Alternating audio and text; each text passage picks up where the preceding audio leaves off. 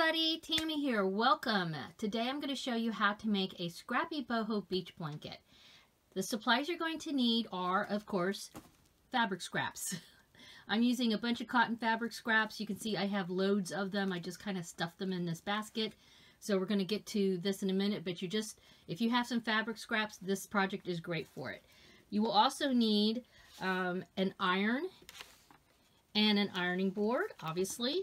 I use water. You're going to need some sort of steam to create this Scrappy Boho beach blanket. So I like to just use some water in a spray bottle, but if you have a steam setting on your iron and put water in there, that works too.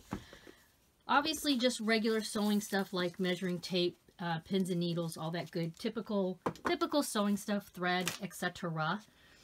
You're also going to need this is just an old towel. It's kind of thin. You don't need a super thick one because we're going to be using interfacing. So you need a towel to cover that. And here is the interfacing. The interfacing I'm using is 14 inches by 7 inches.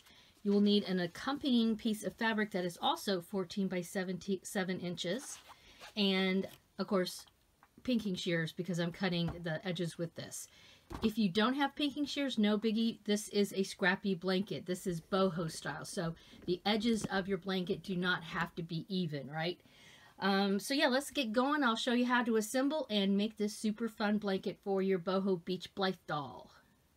All right, so as you can see, I've already cut my pieces here of interfacing, and one side of this is going to have this piece of fabric. This is going to be the bottom piece, okay? And then the top piece I'm going to make with a whole bunch of scraps. So you want to dig through your scrap bin and get enough scraps so that you can take them all apart and place them around, and enough that will cover your 7 by 14 inch piece of interfacing.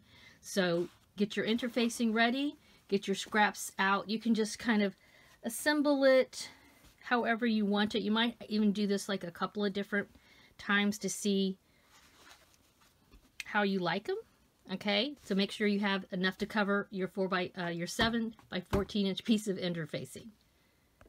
Now I want to make a little note here about using iron-on interfacing. If you've never used it before, two things to think about. First of all, more than likely when you purchased it, there is probably there might be some instructions that came with it. Sometimes they wrap it around the interfacing. I would show you mine, but I lost them. Okay. However, if, good old YouTube, get on YouTube, and I would recommend reading up and watching some videos about how to use iron-on interfacing. But here's a quick and dirty little lesson about iron-on interfacing. One side is going to be bumpy, and one side is going to be smooth. The bumpy side is the adhesive side. You actually use your iron to heat up on this side to stick stuff to it. But you do not want to place your hot iron on the sticky side, okay? If you do, it's not the end of the world. There's a way to, take it off. Again, check YouTube for that. But you really don't want to do that because obviously you don't want to stick your iron to this. What you do want to stick are your fabric pieces. So, take some time and figure out a pattern that you like for the fabric pieces that you're going to use. And you want to be able to cover this whole area with your fabric pieces. And this is going to probably take a little bit of time for you to arrange and rearrange them. You can see I have, this is boho-y, so it's don't worry about the edges being finished. Not a problem. You do want to cover all of the white stuff. You don't want to see any of the interfacing, so you might overlap some of your fabric pieces as you're figuring out where you're going to put them all. So spend a little time rearranging and deciding how you want your fabric pieces to be, your fabric scraps to be arranged on your interfacing, and I'll show you the next step. All right, so it took me a little time, but I have all the scraps that I want organized as I want them on the sticky side of my, if I can pull it off here, it's kind of sticky. This is the rough side, okay, of my interfacing. So everything's ready to go. I'm going to heat my iron up, And then I'm going to take this towel here.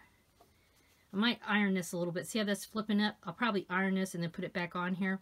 But once I do that, I will sprush this with water, like this, with water. Okay. And then I'll cover it with this towel. And then I will take my hot iron and just little bit, little bit, little bit, little bit. This is where if you have steam, you would hit the steam button and it would okay? Do you like all the special sound effects I'm giving you today? So you do that all over. Check it every once in a while, and that's what you're going to do to make sure you get your fabric scraps stuck to the sticky side of your interfacing. So do that next. All right, so it's all stuck on there. And of course, some places like right here, I have fabric over fabric. So there's nothing sticky here. So before I go to my machine, I'm going to just tack some of these down. And you know, you really want to have something that's very mixed and eclectic looking. So don't worry about perfection here. I'm going to just do some like X's. And just, and in fact, if you are the type of person who knows some embroidery stitches, this would be pretty cool spot to do some embroidery. You could, you know, embellish this however you want. I'm going to go down here. I'm going to put another X. And this is just, I'm using black because black thread was in my needle already. Okay. All right, so I'm just going to go around and see if there's any places that I feel like are a little bit loose. I'm going to, like here, that seems a little loose to me because it's fabric on fabric. I'm going to tack down some spots just randomly using random thread, and I'll be right back. All right, so I tacked down a few places, just made some stitches here and there. You could go hog wild with this and make all kinds of really cool stitching on here. You could add on embellishments now if you want, like some scraps of lace or whatever, and you can actually do that after, at the end, okay, when you're done with this. If you want to add more over time to this piece, you can do that. The next thing I did is I took that other piece of fabric and I just, you know, laid it underneath this one. This is the side that is not sticky. The interfacing is not sticky here. So I'm just going to line these up together, and you can see how this is not, you know, stuff's kind of hanging over. That's okay, folks. That is all right. And I'm just going to add some pins around the edges here. And I'm going to go to my machine, and I am going to stitch just all the way around. Hit this way, this way, this way, and this way. You can do any sort of seam allowance you want. You can do, you know, 1/4 of an inch, 1/2 inch, a full inch, whatever makes you happy, 5/8 of an inch. This is up to you to do. I'm going to stitch all the way around, and then I'll be right back and tell you about the next step in this process. I went ahead and did a 1/4 inch seam allowance all the way around this piece because, as it happened, that was the foot that was already on my machine.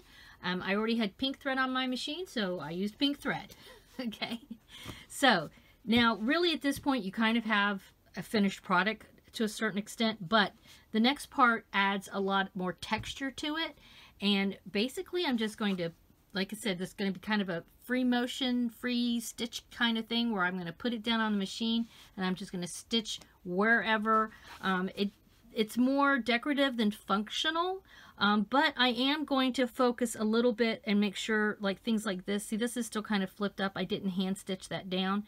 So when I get on my machine, I'm going to make sure I stitch that down. Here's another one I didn't hand stitch down like I did up here. So I'm going to hit that with the machine. So those are the things I'm going to focus on, but I'm just going to randomly stitch all the way around this. And yeah, we'll see what happens.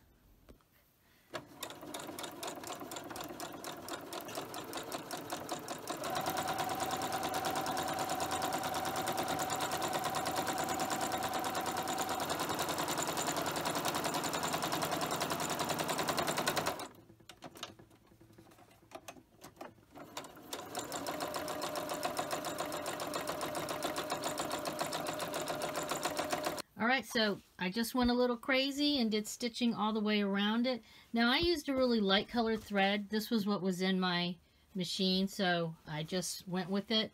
But if you wanted to, you could use a contrasting thread like, you know, red or black or, you know, maybe orange or something, you know, something that will like pop more. And you can see it does add some like cool texture to it.